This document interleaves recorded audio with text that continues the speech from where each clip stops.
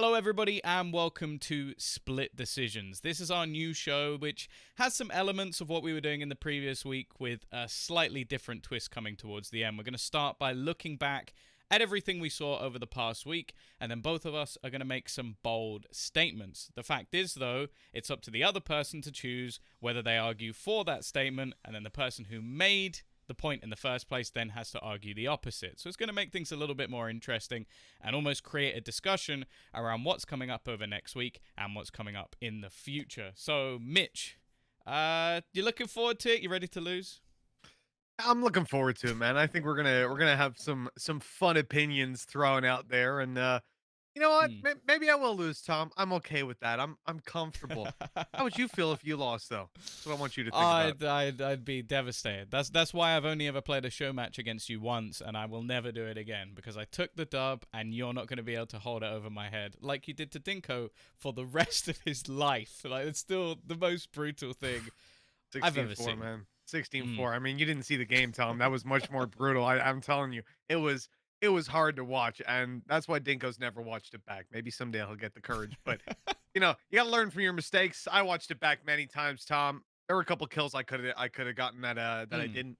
Probably You could should have always done a little bit improve. better, but I was against someone that was in the major final, so it is Of what it is. course. Of Beat him, course. In beat him in head to head. By the way, don't worry about that. Yeah. Two 1v1s. Don't worry about that. Well, anyway, we're going to get into obviously what happened last week. So we're going to switch over to, again, this amazing screen, which took incredible amounts of work. And I still managed to screw up in multiple weeks. But yeah, I think we should start in probably Mitch's favorite place, which is, of course, Fnatic versus Oglu. Mm-hmm. We casted this game. It was Mm-hmm. a quick day. It was a very quick day. Yeah, I knew no matter what, I was gonna be happy for the winner and sad for the loser, no matter which way the cookie crumbled. But I Mm, think we all expected Fnatic to do better coming in. They've looked fantastic. Oglu have not, but this was disappointing. Yeah, yeah. to see it be this one sided. I was at least expecting one of the maps to hit that kind of double digits, close contention, and show some of the promise. But right now, it's looking really rough for Oglu.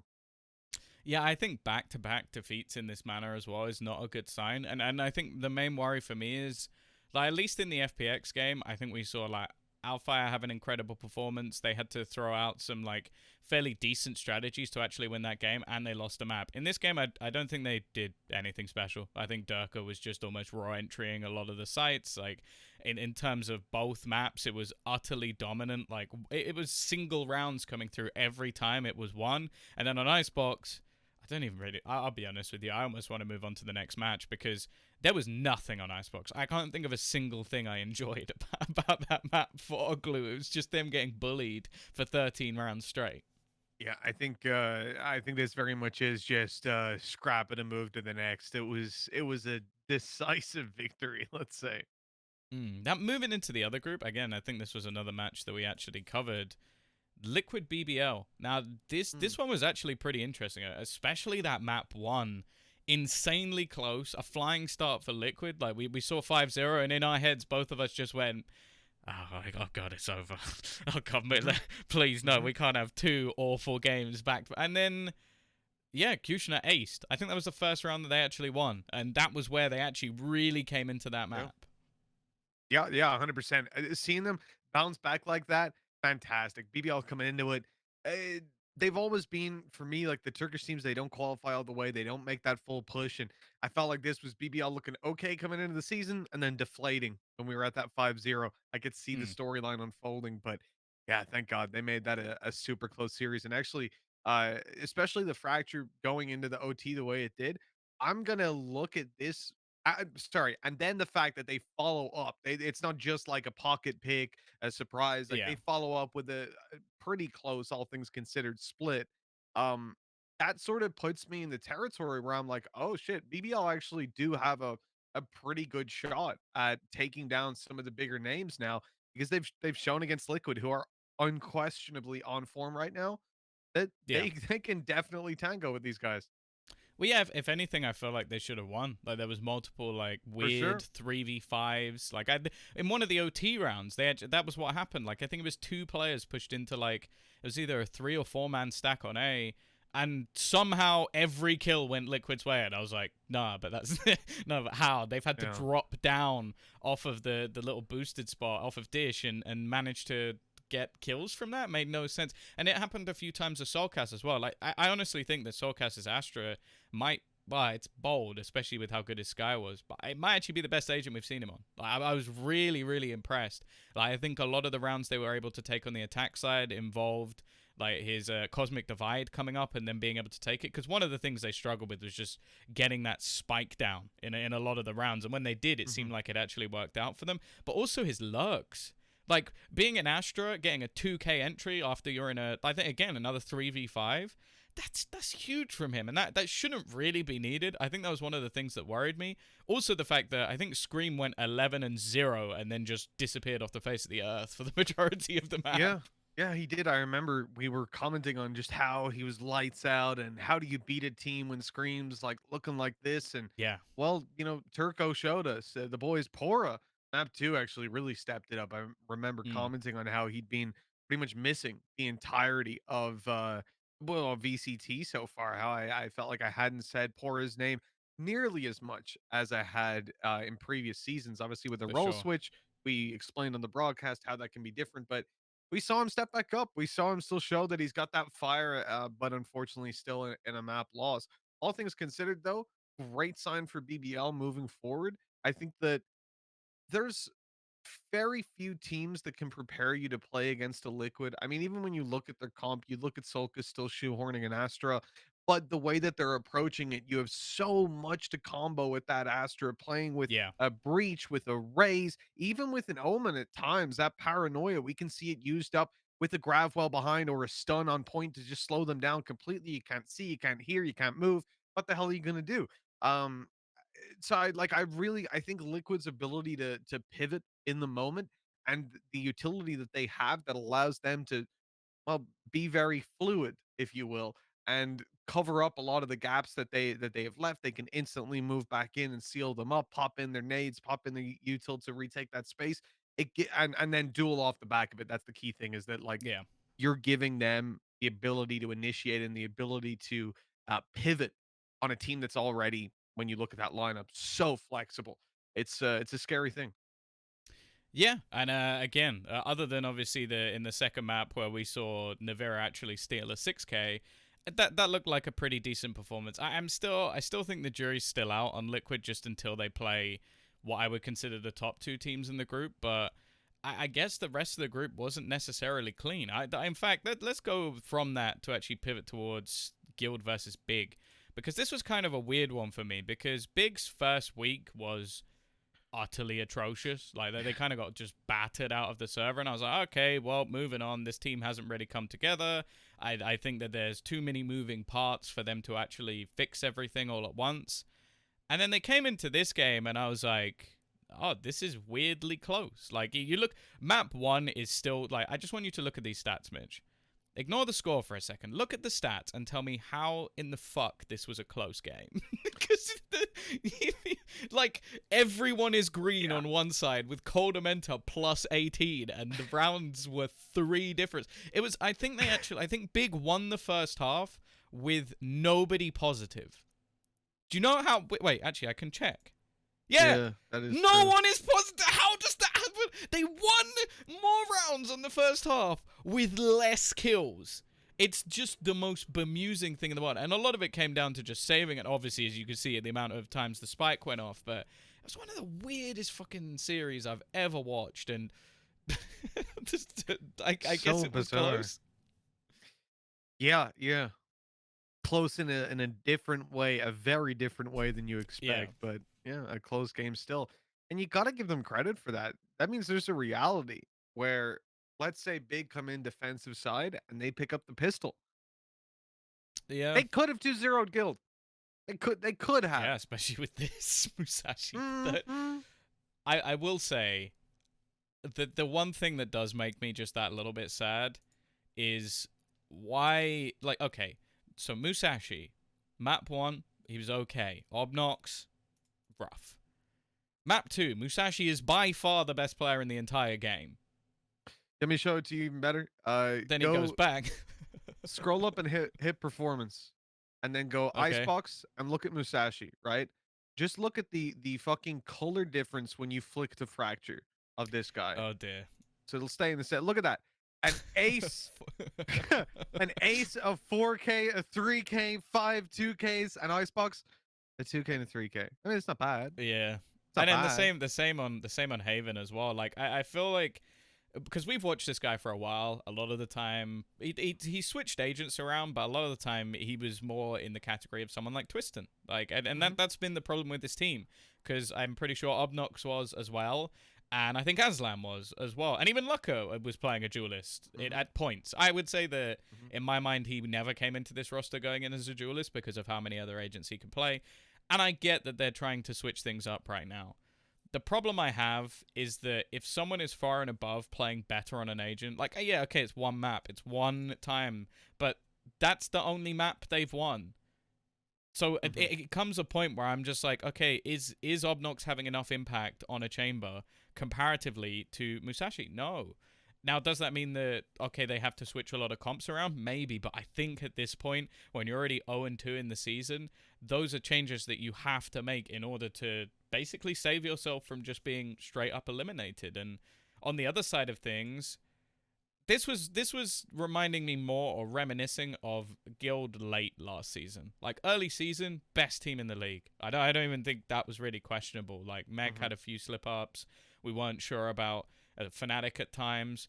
Guild looked unreal, and then they had that game that we casted versus Supermassive Blaze, where if I had hair, it would have been ripped out.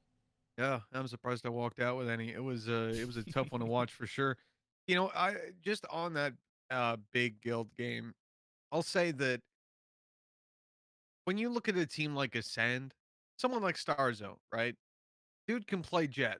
He can play Jet just fine. Let's talk about, Yeah, 2 weeks ago. Let's simplify this. Um, so before the Jet nerfs, Starzo can play Jet. He used to play Jet in some old teams. Did a pretty damn good job. I think he had like 250 plus ACS, solid stuff. You're on a team with CNED, motherfucker. You don't play Jet. No, no one plays Jet on that team yeah, except CNED. That's how it is. Tough shit. I don't care that you were the best Jet in your household or whatever. And the reason that I'm bringing that up with Big is similar to that chamber point. It's like I have no doubt. Do I think Aslan would be a dog shit chamber? No. Do I think Twisted would be? No. Do I think Obnox would be or was? No. I think he was all right. He's yeah, good. On a good day, he's good. Yeah, absolutely. He can reach a good height. I don't think there's a single player there that reaches the same consistent height that Musashi does. And that's where it kind of comes to the point you're like, okay, well, why? Why? And yeah, was it worth giving it up? And maybe they thought yes, based on scrims and so on. But now you really start to question it. And I do wonder though for Big as time goes on, as we said, this is a team that's currently lacking a lot. They're lacking structure. They've just lost God B. The team is in turmoil, and I think that these sort of discrepancies will be seen in a team like this because they yeah, don't have the time to structure it. They don't have the structure to fix and put these things into boxes. So they're doing the best with what they've got. But yeah, I have a feeling that this is the kind of team that, like I said, if they can hold on for next season, sure, they can be great. But right now, it just doesn't seem to be a world where they pull out that performance, even despite a close game with Guild. I think now we're getting to the point that it's a little bit too late in, right, for them. Like they've yeah. got Mech up next, they've got BBL who are on form. Navi, if they can win that game, they have a chance. That's the one thing for Big. We'll talk about that later. True. Right. So we're into our, I guess probably the other big game of the week, which was FPX versus G2. A pretty close showing. I do feel like Hmm. part of this was and this is the thing I'll always say with FPX. FPX have wild, crazy comps, and then they have the good comps. Like they have the cheese ones and then they go back to the default ones and everything seems to work. I think Yeah. Xiao showing again that he can basically play any agent in the game and it's not really a surprise. Artist going back to the duelist, who could have seen that one working? It's weird, man. When I look at this roster, I just think, fuck, if we could get Angel on a Yoru, that would fix everything. That's what Van Silly thinks. That's what he said on Valoranting the other Oh, day, and I was listen, like, yeah, listen. yeah, cool, cool, Vans, yeah, Yeah. nice one. I'm not sure I'm with Vans in that line of thinking. I think we have different schools of thought, let's say. Definitely artists being on a duelist is something that we love to see. I don't think that that's necessarily the crediting factor here, though. I mean, looking at No. some of this, sure, on Fracture, he did fantastic, but you move on to Ascent, and it's Shao on the new Agent of Fate, and we're actually getting to see him pull it out, and always, always a pleasure to see this dude on someone new. And I think this week he reached new heights as well. Yeah, I think all in all, that one of the things that surprised me a little bit about this week was that although Nuclear was still good, he wasn't what I would consider anywhere near the peak, especially now he's gone back to Duelist. So I'm hoping that will change. This does have me a little bit worried for G2, though, because you have to bear in mind they still have Ascend and Fnatic to play. Fnatic have already beaten FPX, so they don't even have to worry about that one, looking at the 2-0. And okay, they have Oglu. So they're probably going to get the second win, but I'm not feeling that confident because I'm not seeing those peak performances out of some of the players that I basically think need to peak perform if G2 are going to qualify. Like, one of them is definitely Mixwell. I think if you're going to be playing Chamber constantly, there's no longer. You have to Mhm. be fragging, basically. You're still a primary duelist, even if you're technically not. Yeah, I 100% with you there, Tom. I don't think there's any argument to come in this meta and play a chamber and say you're bringing value anywhere else on the board, Yeah. primarily other than fragging. That is your job. That is what this agent is for. I mean, it's the new Jet. It's the new. Well, I'm not going to say it's the new Reina because Reina is starting to see more of a revival. So Do you want to go into the Ascend one? Should we just open that one up now? yeah, let's go. Good segue. Works out, doesn't it? Yeah, this series was weird because it was like I think most of the highlight plays that stick in my mind all come from Ascend on map one, and yet they lost. Yeah. And I feel like that was the story of the map. It was the realistically Focus were by far the better team on that map, but CNED. What's CNET exactly, dude? This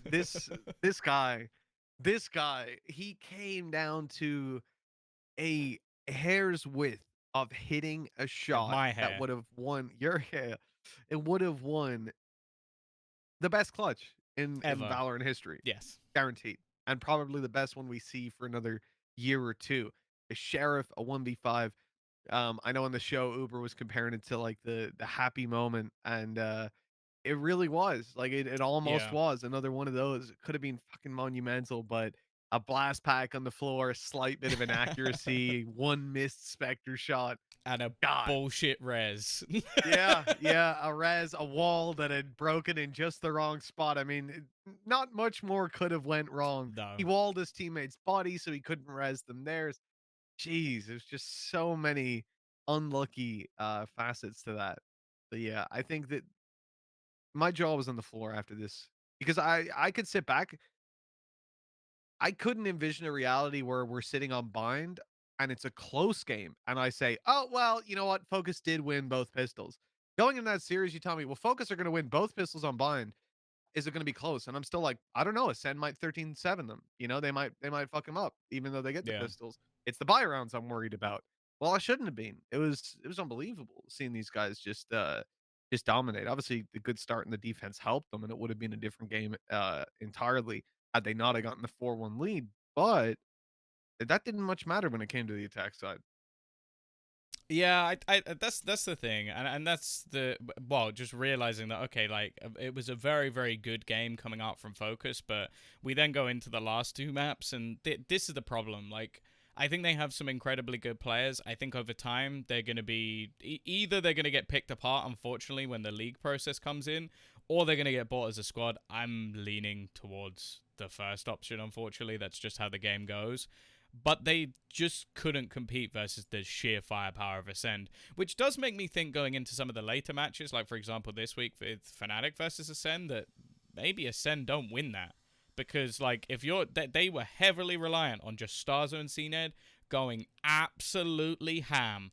And that's the thing, yeah. Like you Mhm. look at even the opening duel stats, like everything is so far in their favor because of these two players.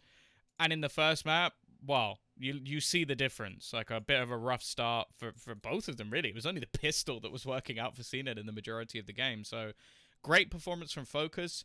I do kind of get flashbacks to Big from last season where it's like, hey, you're getting close, but you're not going to win a game. And that's just how my mind is working. Yeah, that said though, Focus I think have a lot more promise than Big last season. Big's Mm, close games They I choked a lot of games last season though. Like I feel yeah. like that's a thing that people forget. They were like OT, like really close matches. Mhm. This map was good, but the other two, well, I guess this one was All kind of close. right. But we always knew this defense was going to be insane though. Yeah, and it was. The thing is, defensive side, you let Cena just run around on a jet. This is what happens, even in a Yeah, state where Jet might not be as strong as she was before. It does not matter. For some reason, in CNET's hands, this agent, any agent, is just god tier. And you know what? I was scared when I saw his his Jet. yeah. Jesus, I wasn't ready for his Reina. Oh yeah, no, it's ridiculous, especially on the defense. It's just unbelievable. And now Starzo actually picking up more of a fragging agent. It just doesn't seem fair. Mhm. Now we get to what, well, other than maybe the guild game, what I think is the weirdest game of the week, which is just I don't know how this happened. Like I don't know how Navi get absolutely smashed on their own map choice to what was mostly like, can we just silly. Two Mhm. Mhm. 4Ks, well, no, four 4Ks, multiple 3Ks. Like, it was just multi frag central. Like, it was actually just ridiculous. First kills, not even that much of a disparity, in all honesty. Like, okay, it's slightly lent into the favor, but it just seems so silly when you actually look at, like, all the stats of this match, how many multi frag kills there were coming out of this side. Then mysteriously, they disappear going into map 2. Guess what? They're back again, and now they win the game. It almost just seems like Mecha playing to a high standard, but it's so much more when they're on the defense. And I feel like again, they're another team that I think have played very well in this game. I am genuinely starting to worry if they qualify. I think if they're in the other group, I don't know if they do. So Tom, here's the kind of interesting thing. I'm gonna pull up uh the scoreboard there again. Hmm. Um, let me grab it. So in that first map, there's 6 rounds that are determined definitively. We are excluding 2Ks right now, 3Ks and Yeah. 4Ks. 6 rounds out of 18 in that map were decided without clutches, without anything, ludicrous happening. Look at the amount of clutches that happened. There was one clutch on the side of Mech. Other than that, these guys won from the very get go on Ascent. Um, it was unbelievable. Look at that. Look at Yeah. that. And then the 2Ks, you've got 8 combined 2Ks in there. So if you let's assume they convert 3 of those rounds easily out of the others, and the others can be kind of slow. Well, you've already got 9 out of 18. You got half your rounds without having to break a Yeah. sweat, without having to retake a site, without having to play a 1vx, without having to do anything wild. It's just like, oh yeah, I got 4. Don't worry about it. I got 3. Don't worry about it. I got 4. Again, you got 3. Good job. Good job. I'm gonna get 4 next round. Like it was crazy, and for it to be Navi's pick as well, I was gobsmacked that we ended up going past map 2 then. The Yeah. very fact that it ended up 13-4 and then back to 13-3, I was sat there like, "Guys, I don't know how to explain Also, this. I don't one know of what's the going only on." rounds, so they only got two rounds. One of them, I remember round 2 was just Nats walking into sight past his own screen with a Yeah, pistol and yeah, getting an entry headshot. Like their attack sides just looked so rough. And I feel like Defo had, well, you could see 0 and 6, an awful game. And I feel like they were just falling it for the most basic stuff from like SSK. And then you had just weird orbital strikes and just peculiar decision making that I don't know. Then they lost multiple 2v4s in the afterplant in the early stages of their attack half. Like, Redgar even came on afterwards and just said, oh, yeah, I feel like we lost a load of weird rounds. I'm like, yeah, but you're Mech, and that's Na'Vi. Like, no offense to Na'Vi, they changed a player, and they were never expected to qualify out of this group. So the fact that mhm. this game even went to 3 maps is a worry for me because Mech still have to play Liquid. They still have to play BBL, who, I'll be honest, right now, I actually feel like I have slightly more confidence in BBL than I do Mech, which is Mhm. weird because BBL are super explosive as a team, but yet consistency-wise, even though they lost a game, they've been a lot better. Glad you've said that, Tom. I'm glad you've said that. That'll be important later. We'll keep that one Well, you say tucked away. later. This was this was the last game of the week. So do you want to Be do you important want in a to minute. Do you want to be rolling into your statement first, or should I I explain one guess more time what's going to be going on? I'll just go for quickly. it. Let the So people know. basically, this is our new segment. This is the reason why the show is called Split Decision. Both of us have some statements that we're going to make about games coming up, or even like further into the future. It could be as ridiculous as we want it to be, but the other person then gets to decide what side of that argument they're on, and we have to then argue the other. So in other words, you could keep your statement super neutral and have an easy chance to argue it, or you go way out of the box and you almost try and mind game your opponent into picking what you want. Mm-hmm. If you screw it up, well, we'll see what happens, and it's down to you in the comments to decide who you think made a better argument, or even if maybe you have one of your own. We'll see. Maybe there's a big brain out there who's going to beat us all. Mitch, as technically this is my concept, what side do you want to go first, or do you want to go second in terms of your statement? Oh, I'll take first on this one.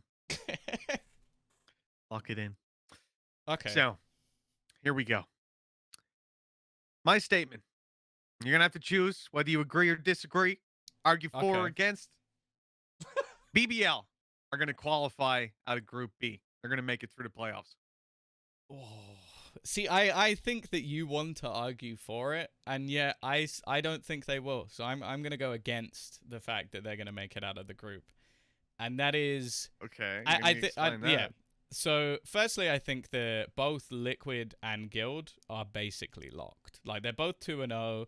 I think the who's Liquid? Like Liquid definitely have a tougher road ahead of them in terms of the games, but I feel like Mech should be able to get through big without too many problems, and then it comes down to them versus BBL, which I feel like Mech in the late game, in the games that really matter, they win. And that's something I'm very, very confident in. Like once they need to win a match, they do. In terms of qualifying for events, they've been much better. In terms of playoffs record, they've been much better.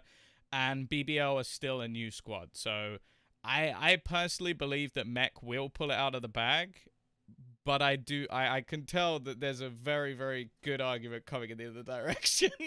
Well, see, I'm actually gonna start with a little. I'm a dodge that first one, and I'm a swing in with a hook of my own. Sorry, I watched the Creator Clash. It Oh was really no. good. It was a lot of fun.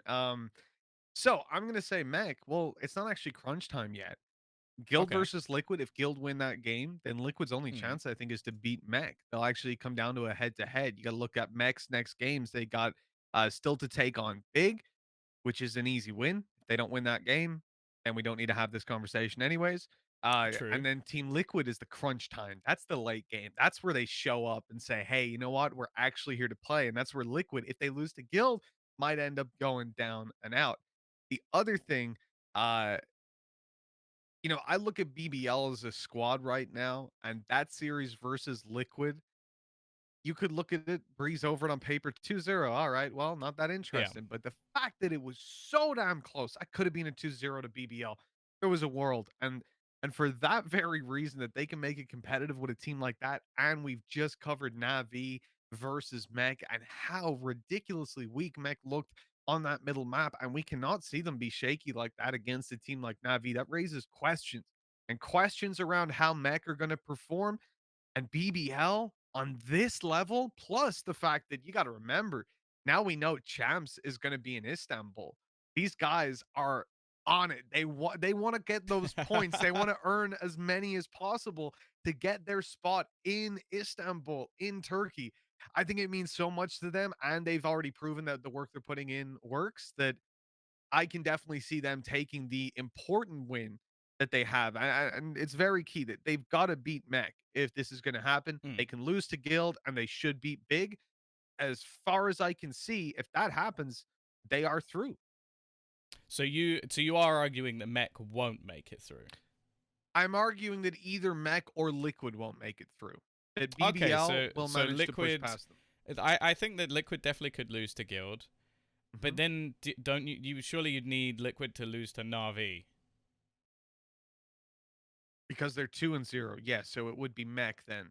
that do not make it in their Okay, place. because I was about to say, I'm So, like, which is why I'm saying it's if you one or think the that other. Liquid, But if you think Liquid aren't beating yeah, Na'Vi, then I think you might. Then that's a completely different argument. But I technically, think you've gone mental. yeah, But technically, it's either Mech or Liquid. But yes, I think with the recent performance, if it was to be anyone going down at the expense of BBL, it would be Mech, and this week's game is okay, going to decide that.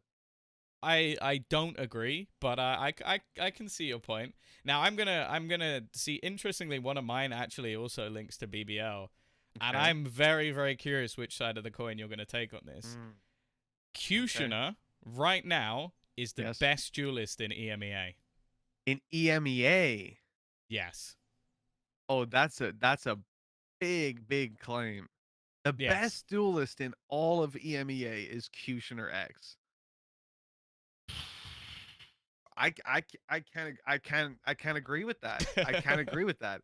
I think that I can see aspects of it in his like Victor-esque style, like just going into sights on neon, open in space like crazy. Like I could see this guy being up there, but you don't have to look that far. You don't even have to look across EMEA to find a competitor. We've got the tenure of CNED, obviously. Okay. And that alone, I think, can beat down any argument of one season of good play.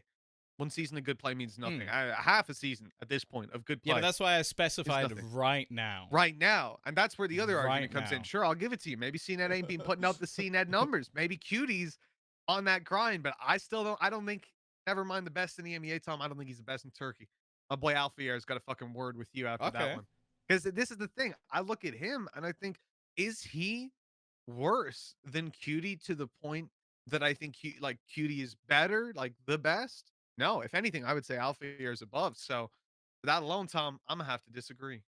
Okay. So firstly, you pick someone who's only half a duelist. So I feel like you've got like Right. So he's my Sentinel's better than your Duelist. Yeah, keep going. Yeah, what's up? But if you look, okay, raw statistics, it's pretty damn close between the two of them already. Secondly, I would say if you look at the supportive Is it? structure, yeah, no, I like QutionerX's right up there. I'm pretty sure they're top two. I can bring this up on the stats and have a look. But Go ahead. yeah, Pretty big gap between them. 1.4 and 1.7. ah, I don't know you that know, those are similar. it's pretty close. 296, 261. ADR 190. 190, 170. Look, first kills, I don't know. he's One's winning. got he's What point he's one clearly higher baiting. on KPR. What are you talking about? These stats are But massively in favor okay, of Alpha. firstly, Your argument is crumbling. let's go. Can we go? I can't go just duelist, can I? But either way. So you're trying to no. trying to take out Let the me Sentinel finish to make my him point. look worse. Yes. But let me finish the point. So, firstly, I think Fnatic have a way better support structure. Like you cannot Sure, disagree that in terms of everybody setting up Alfire, I think if you put QutionerX in that structure, he will do even better than that. And I genuinely do believe that. I think that QutionerX, like look at the rounds that Liquid had to win off the back of him. He aced to win them around. He literally ran into the site on his own in round 6 and basically won them the round with no support whatsoever. That's what I mean when I say he's the best duelist, because I think he's genuinely having to get his team into games. I think if you look at, for example, this week for Alfea, he didn't have to do that because he's got someone like Durka. He's got supportive players like Mystic. He's got one of the best IGLs in the entire region. If you go on all the comparisons, QutionerX has a much tougher job and does almost as well. You know what, Tom? I think you're crazy. I think with tenured players like CNET and Scream, sure, you can bring your right Yeah. now argument into it. I see that, but I still think if I can put a guy out there who, sure, has a great support structure, but you can't prove to me Cutie would do the same in the same team. You can't prove I to me can't he'd do prove better. it, but I You can can't prove to argue me it. he could play the Killjoy to the same level. He could do what's needed. No, but that's, you know what I I said mean? duelist. I didn't say he's the best Killjoy. Alfire is a better Killjoy. I'll give him that. All right, listen. I just don't think Alfire would do as well in BBL system. That's my argument to say that he's a better duelist. I think that ultimately Alfire is fantastic, and within the system he's in, he's doing amazing work. I think that right now what QutionerX is having to do in BBL for them to compete in games is something I don't know if any other duelist can do, other than maybe CNED. But that's why that argument's the tough one, because I think proving he's better than CNED is hard, but I think in his recent weak performances, he has been. I say, they both won 3 clutches, but Cutie did, had a couple more attempts at it. I don't know, man. Those stats, they're way too far in favor let's of Alfea. sort by kill max. There we Yeah, go. oh yeah, Now we let's go. sort by kill max. Yeah. Historically, the 44 way that we kills. There you well, go. BBL are the best fucking team in the world. Jesus, There you they've go. got the Look. highest kill max. 3 out Look of at the top those. 4 players Talent. are That's BBL. talent right there. That is stacked. That is unbelievable. These guys are going to champions. They're winning it. There's kill max. Fuck KAST. Get the cast out of here. Let's get fine. It's kill fine. max in. So it's down to you in the comments lunatic. to decide who won that one. No, it's not. Mitch, It's down to the numbers. Mitch, what's your next statement? You're not gonna like my next one even more. It's arguably worse. It's arguably worse than that. Great. So my first one was about Group B. So follow on in the BBL would qualify. My second one is going to be about Group A, a similar situation. I'm going to say that Focus. Now, I wish I could say they would qualify, but I think the way the games have panned out right now, that looks like a serious improbability. Because they've lost to G2 and they're competing for that spot with them. You're relying on G2 having a bad performance, and G2 have got to send Fnatic, but with OG up next, I don't think it happens. I will say though, I think Focus might win this week's game against FPX. I think they might have a shot of taking it across the line. I've been really impressed by them. I'm liking the mites. They might. So That's let me put the statement out there. Focus will beat FPX is my statement. Tom, you want to argue for or against? Oh, do I want to argue for? No, I don't want to No, I don't want to argue for that statement. So Angels on a Yoru, I've heard. So, firstly, we've already got the fact that Focus are yet to win a game. This is the classic German organization coming in, getting close, but never actually winning a match. Then we've got FPX, who were the best team last season. Not even arguable. They literally won it. And so far, they have only lost to Fnatic when they were running some weird-ass comps. They came in this week, they beat G2. It wasn't necessarily the most convincing, but I think versus a team like Focus, man for man, pound for pound, I think every single one of the FPX players is better than the Focus ones. End of argument. Right, you've deflated me on that one, Tom, right away, because I agree with everything you're saying. And at the same time, I cannot shake this feeling that FPX, they beat G2, who I'm not really sure where they're at right now. G2, that's fair. I'm not 100%.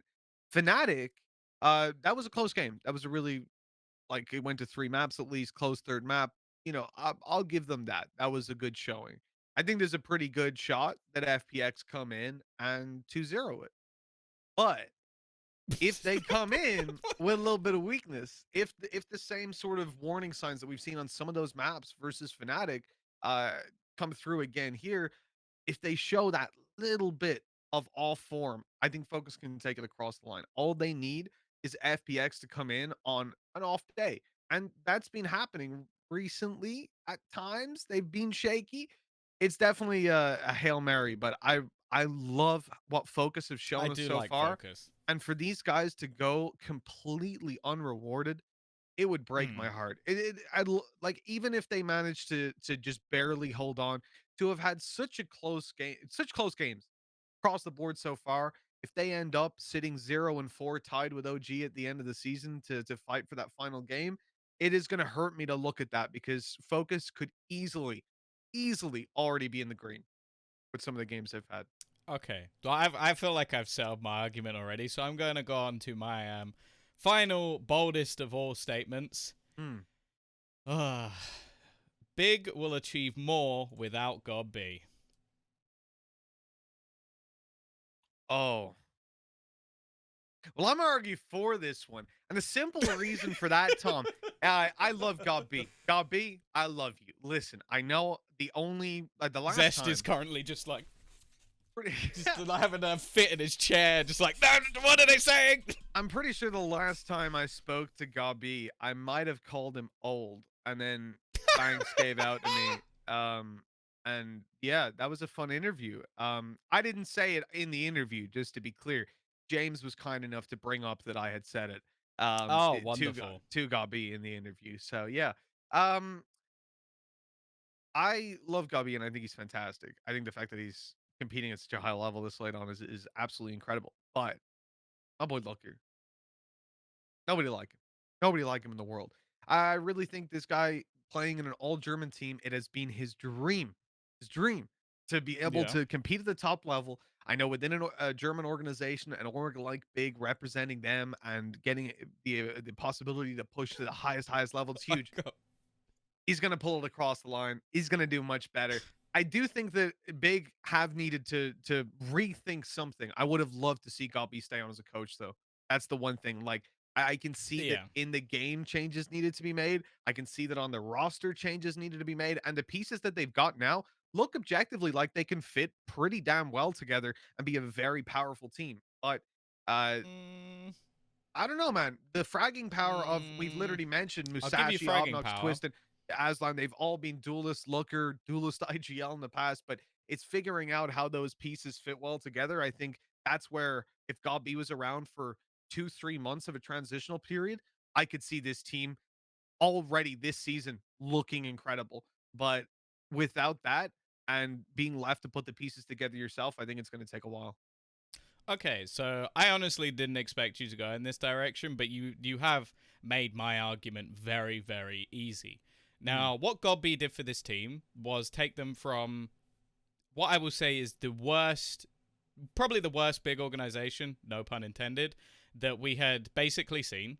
Other than maybe Forza, I know you don't like that team, so I'll just say that. Other than Forza, maybe, but yeah, they had achieved nothing. He took this team, rebuilt it completely, got them into the VCT. Now, in my mind, that's a big achievement. Mhm. I can't stop saying it. It's starting to hurt my brain. Now, I would say for this team to do more than that, they have to firstly win a game, which I can't necessarily see them doing within this group whatsoever. Like, I Mhm. think that, okay, they did well versus Guild, but a lot of it came off of individual brilliance. I think the roles are clash to hell. Like, you've got multiple players who want to be playing the same role. That's why we keep seeing them switch around, and there's no consistency within it.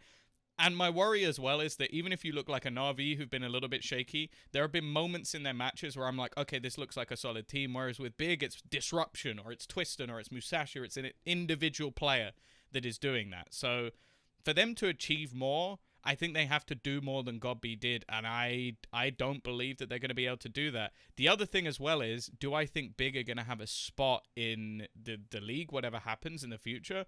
No. So that means realistically, what happens to them if they don't do anything here? They're done for the year. They're not in LCQ because they didn't even manage to get anything done. So they literally have to do something in the next 3 weeks for them to achieve more than they did with Godby, and I don't think they'll do that.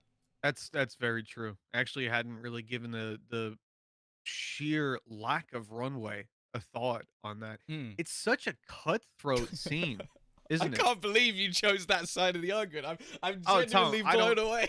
I do not know what world you think we live in that we're going to come into a conversation with one of my core Oh, I players did. from Alliance and I'm going to I know go you love against them. Lucca, but I didn't What are see it you going that talking about? far. Looker, the first time that Oh. I managed to get a sniff of an immortal medal was because of Looker. So I'm with this man, ride or fucking die. You know what? Gabi, he can't even speak German, if you ask me. If it's between that or Looker being bad at the game, it's Okay.